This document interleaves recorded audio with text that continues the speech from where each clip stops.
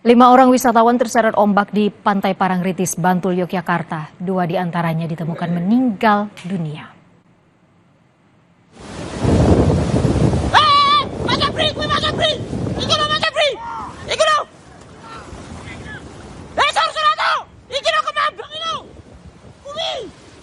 Lima orang wisatawan yang terseret ombak Pantai Parangtritis berasal dari satu keluarga. Mereka diketahui berenang di zona larangan. Petugas SAR Parangtritis yang melihat peristiwa ini langsung berupaya menyelamatkan korban.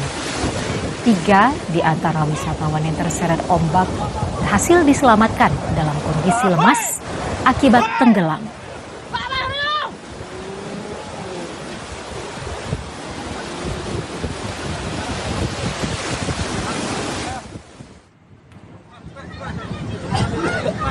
Sayangnya, 2 wisatawan ditemukan meninggal dunia akibat banyak meminum air laut, meski tubuhnya berhasil ditarik ke tepi pantai.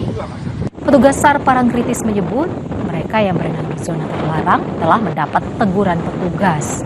Namun teguran dihiraukan para wisatawan asal Jakarta itu hingga akhirnya terseret ombak. Jenazah kedua korban tewas dibawa ke Rumah Sakit Bayangkara Polda DIY.